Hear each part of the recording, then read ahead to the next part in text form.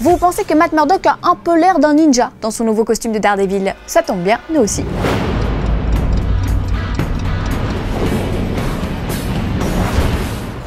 Et si le prochain Spider-Man était noir? Le journaliste de The Wrap Jeff Snyder en est sûr à 95%, le futur homme araignée sera afro-américain ou latino, mais ne sera pas blanc. Et si tout ceci venait à se confirmer, cela voudrait dire que Marvel et Sony laisseraient tomber Peter Parker au profit de Miles Morales. Si vous ne lisez pas les comics, le nom de Miles Morales ne vous dit sûrement rien. Ce personnage est apparu pour la toute première fois dans l'univers Ultimate au cours des années 2000, après que Peter Parker ait été tué par le Bouffon Vert. D'abord inspiré par Obama, Morales est né après que le scénariste Brian Michael Bendis ait vu l'acteur Donald Glover porter un ersatz de costume Spider-Man dans la série Community. Regardez.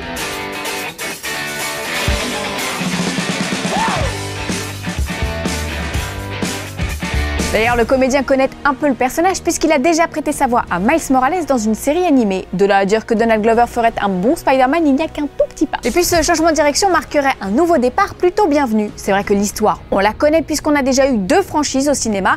Et puis 3 Peter Parker, ça ferait un peu beaucoup quand même, hein. On a déjà eu Tobey Maguire et Andrew Garfield, 2 très bons Spider-Man. Il est peut-être temps d'amener un peu de sang neuf, vous ne trouvez pas? Dans la mesure où Logan Lerman et Dylan O'Brien ont récemment été cités, on se doute que les propos de Snyder n'ont rien de fondé. Mais si sa thèse se confirmait, on serait quand même curieux de voir comment le studio intégrerait Morales à Civil War. Car dans les comics, c'est Peter Parker qui prête main forte aux Vengeurs. Peter Parker qui dévoile d'ailleurs pour la toute première fois son identité au grand jour. À moins qu'il ne fasse qu'un caméo dans Civil War avant de tenir la tête d'affiche de son film solo en 2017. Bref, vous l'aurez compris, ces déclarations soulèvent beaucoup de questions qui restent pour le moment sans réponse. Mais comptez sur nous pour garder un œil sur la toile et vous reparler de tout ça à très bientôt.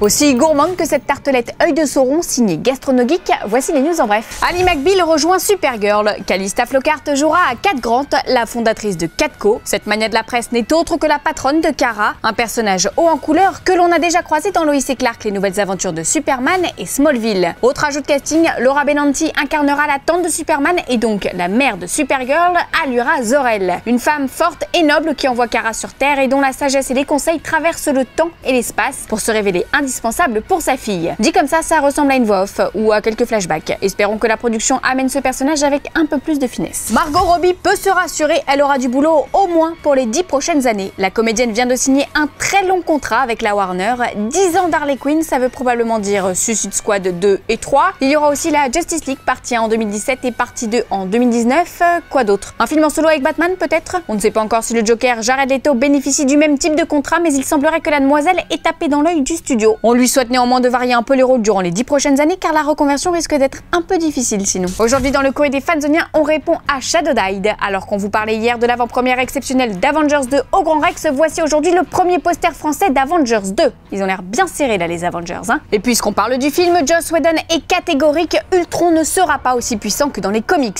Le réalisateur du film a déclaré qu'il avait été nécessaire de rendre Ultron un peu moins tout puissant, sinon il gagnerait forcément. Il a aussi ajouté qu'avoir des faiblesses et des besoins, former des alliances était l'essence même d'un vrai personnage et pas juste un raz-de-marée. Un film sur un raz-de-marée peut être super, mais c'est différent d'un film sur un conflit entre 2 camps. Par ailleurs, Joss Whedon est revenu sur l'absence d'Ant-Man dans le film. À l'origine, c'est Hank Pym qui crée Ultron, mais dans la mesure où Edgar Wright travaillait déjà sur le projet, il ne pouvait pas se permettre de l'inclure dans le film. D'autre part, il y a déjà 2 scientifiques dans l'équation, il aurait été inutile d'en introduire un 3e, a-t-il conclu. C'est donc Tony Stark qui endossera ce rôle.